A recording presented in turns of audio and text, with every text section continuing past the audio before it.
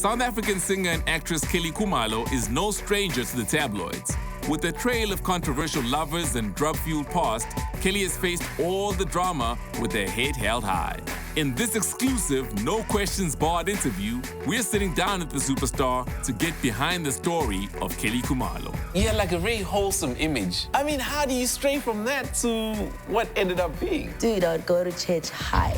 You were even tweeting in tongues at some point. So Jub, the father of your kids, he's going to be coming out soon. You will have a restraining order against him. What happened that night? I'm one person that's dying to talk about this.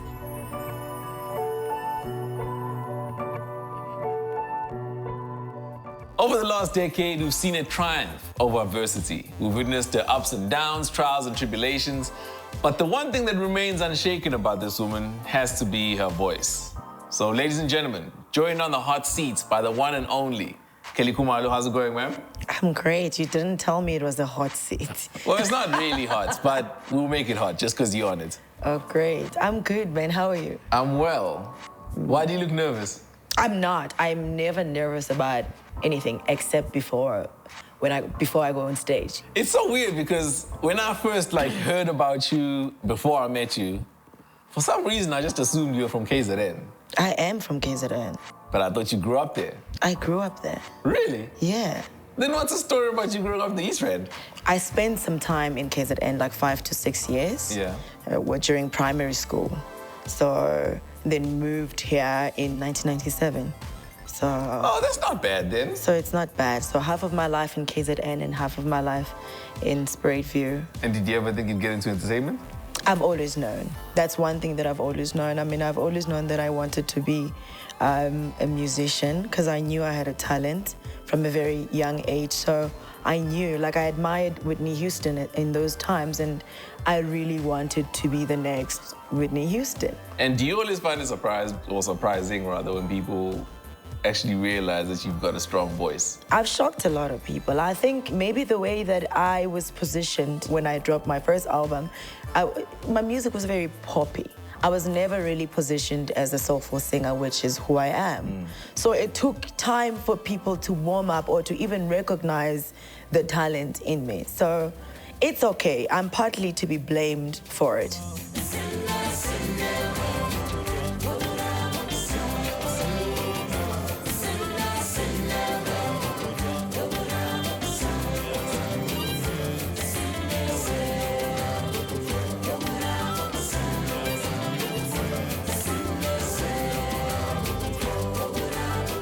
Now, this is why I bring up the KZN thing, because a lot of people, when they grow up over there, you don't really think that you're going to get into entertainment. Or maybe it's slightly better now with Odira and Afrotainment and all those things. Yeah, but back I'm in the day, from the Bundus. But this is exactly the point. It's even more remote. You'd never even think that you'd be able to do something like that.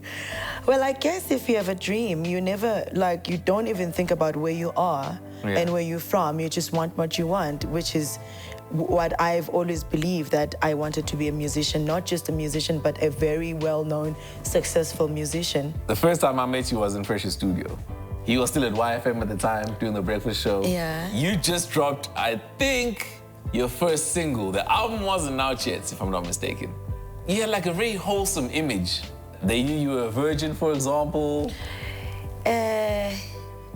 Okay, you were saying? Who put that out? Who put that Let me bit tell of you, information I am out? one person that would never want that stuff to be out. At that point, I was still very young and wasn't aware that anything you say will be held against you, especially by the media. I had just got proposed on All You Need Is Love. So everybody wanted to know about me being proposed on national TV and whatnot. So I went for an interview and he was like, "So you're staying with this guy?" And I'm like, "No, I'm not staying with him. In fact, we are not even sleeping together, and I'm not planning to until I'm married." So I never said I'm a virgin. But that seemed to be the narrative, and it went on for years even. I remember... Even now, But people think you're a virgin now? That's funny. No, it's really funny because I'm a mother of two now, and I can't even remember my days of being a virgin, But you went with it though. I mean, the first album was titled Ichi Ichi. Because that's what I was called. I was like, okay, cool. Since you are going to call me this, let me just give you what you want. Did you have a plan coming to a game that you're always gonna spin headlines to your favor? No, actually. But now, when you're in the industry, if certain information is going to be used against you, you learn to live with it. You learn to capitalize on it. You know, the best has to come out of it. In your own words, take some time out and just tell me about the whole relationship between you and Bonsai. From the beginning, the first demo, to the court case, to you deciding to part ways. Bonsai was not just a producer. He was also a brother to me and a spiritual mentor. And I was at the point where I was still trying to find myself. And there was a lot of no's more than the yes. And that didn't work for me as a young person at that time. I needed to know the industry for what it is outside of them. So there was a rebellious me in between all of that, such that it led to me just wanting to be all by myself and not knowing whether that was good for me or bad for me. And are you guys in touch now? Yes, every now and then, but I haven't spoken to him since last year. We love each other. Would you do it again? Yes, I would. I needed to find me. And the me that I've found now, I would not trade for anything.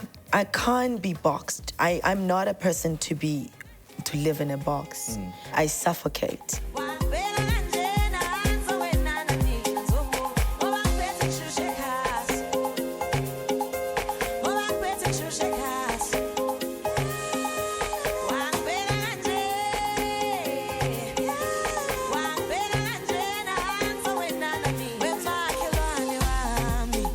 And then your mom's guidance? My mom is a very interesting lady. My mom has loved and supported me. But more than anything else, my mom has let me be me. I've never been the child to be told what to do. I hated that. I still hate that. So I think my mother sort of figured it out, and she was like, you know what, let me let her be rather than fighting her, because when she would fight me, she would lose me. Like, I would move out and go live with my aunt elsewhere until she comes down or I come down. You speak about your mom a lot, but you seldom speak about your dad. I hardly, because I don't know the dude. Not well or not at all? I know him. Well, it's a long story, Sizwe. And we've got all the time in the No, world. we're gonna have to have another. We're gonna have to have another interview based on that alone. I've had a very rather confused relationship with my so-called father, who happened to not be my father. For me, I've never really had a father. And did you find out that he wasn't your father late in life, or did you always know that he wasn't your father? Part of me I've always known, but you know, when your parents are not willing to give you enough information, there's really not much you can do.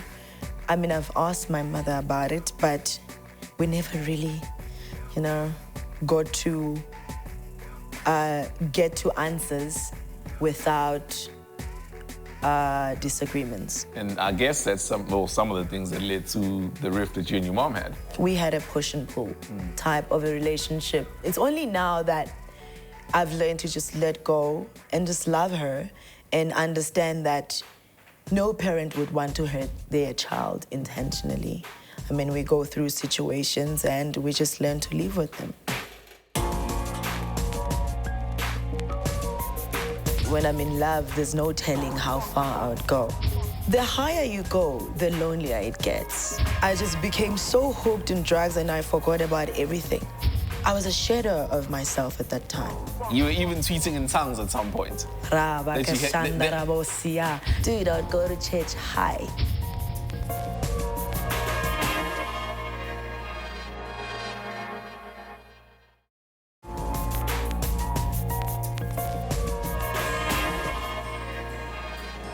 Then you went quiet. What happened? I was going through things. Look, like you went for like 3, if not 4 years. Yeah, it was 3 years. I remember I became a drug addict. Those are the repercussions of having money when you're young and you don't know what to do with it. I was in a bad space, I was in a bad relationship. I was not motivated at all. In fact, I just became so hooked in drugs and I forgot about everything. How do you go from that young girl, 20 years old, that we described earlier on, to, I guess, the woman now who's hooked on drugs? I think it's the company you keep. Because, I mean, when you're younger, you want to be in with the cool kids. One thing leads to the next. And also, for me, I'm also a love addict, you know? And when I'm in love, there's no telling how far I would go, to a point where, I mean, the boyfriend was a druggie as well, so it was easy for me to get into drugs to impress, trying to keep him with me. So you know how druggies are. They disappear for days. You're trying to find him, he's not there. So you end up thinking, maybe I should be part of this so that I never have to go through the heartbreak of having to try to find him. He's unreachable, or he gets up to no good wherever he is, you know?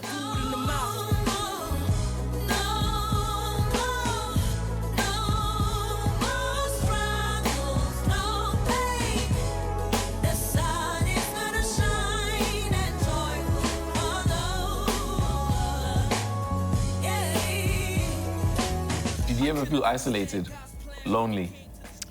Yeah, most of the time. I think the industry does that to you.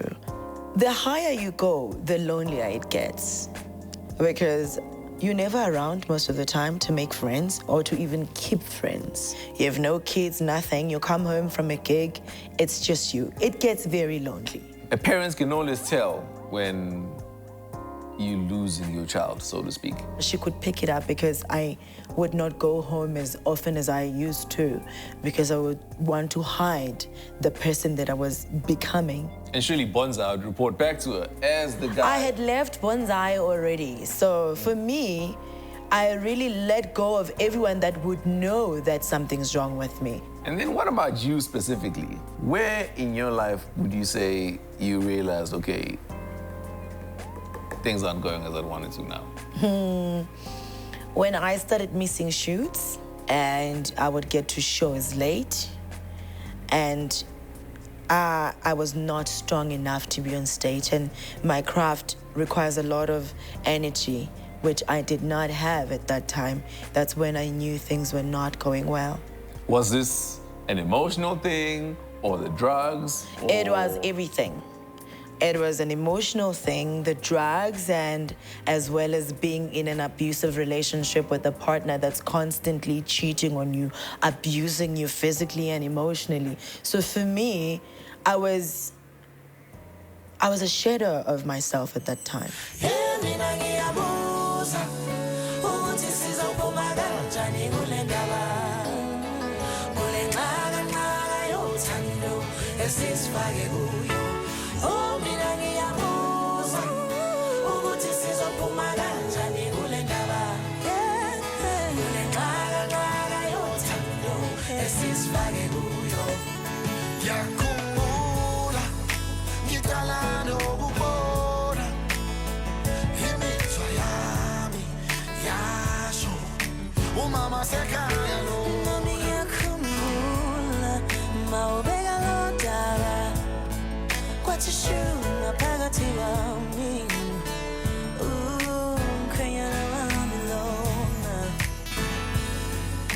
But you always, I mean, you mentioned you're a spiritual person, but there was also like an element of church in you as well. I've always been a church Yes. person. So, I mean, how do you stray from that to what ended up being? I think your surroundings determine your destiny.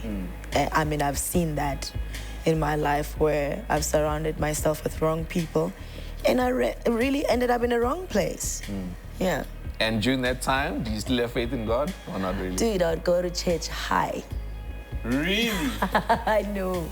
And what sort of drugs were you doing? I used to take cocaine. Was that the only thing?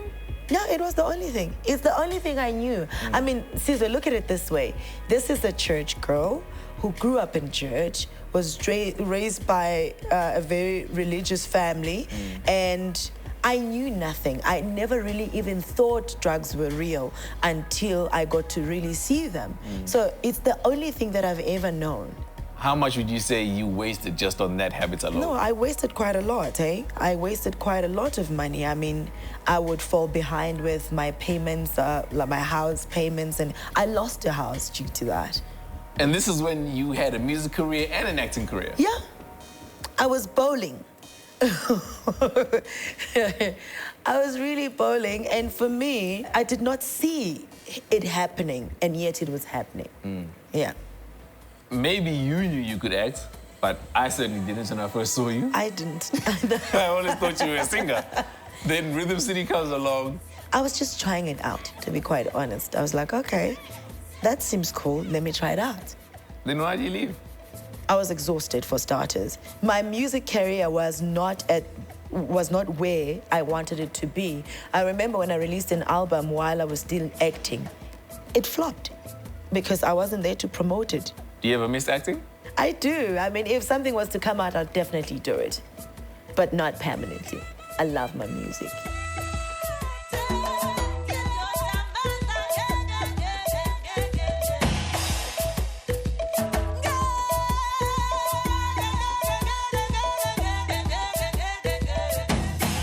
You went on quite a Twitter rant. When? And it was maybe a year You've been spying on me. No, I've always known you, so I always kind of follow what happens. Yeah. And you said all sorts of things. You were even tweeting in tongues at some point. What was going on that night? I think a lot of people would think that I was high. No, I had been clean for months then, because I quit. No, it wasn't 2012. It was 2013. I remember. I think I was going through one of those things on Twitter. You know when you read something and it disturbs you spiritually, and I had to react. So do you remember what it was? That's what I said. Yes, but what was it that you needed to rebuke? People get very judgmental on social networks. But all I can remember is that it was very negative, and it was not even towards me. I'd hate to see someone getting hurt or someone being put down. So I had to just rebuke that negative spirit, and I'm that person. I hate negativity. I'm trying to decide whether we should mention his name or not. And I suppose maybe it's not. This is my shine. Can we not? I would not like to share my shine. So we don't have to mention his name, but we must speak about that particular relationship because I think there's a lot in it. How did you meet the guy? We met in the industry. I mean, you know how we bump into each other at functions and gigs, and we just, you know, sort of liked each other at the time, and that's how it started. So it obviously didn't start off badly. No, I'd be lying if I said it started badly. No. He was a sweet guy. I think he still is. I mean, we all lose ourselves somehow, especially if there's drugs involved and a very shaky upbringing. I would not want to badmouth him. He also had his demons and I had mine. And then? And we hooked up and fell in love with each other, and we started spending a lot of time together, and it became, you know, that type of, you know, the celebrity kind of life, you know?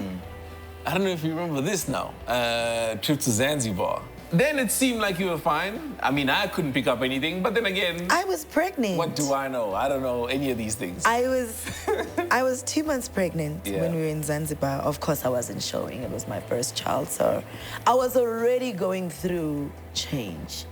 But you weren't going through any troubles then? Because you looked very happy. No, I was very happy, extremely happy. I think it's only at the later stage where it started getting very intense. He's not there. I'm pregnant. He's not there. He's hardly there. He's drugging, and he's with other women, and that's when things really started getting very heavy for me. So Jub, the father of your kids, he's going to be coming out soon. For me, Malema doesn't exist. People then said, but this guy has a wife. She was trying to push me off the road while I was driving. As much as I loved Senzo, I feel like that relationship was a waste of my time and energy.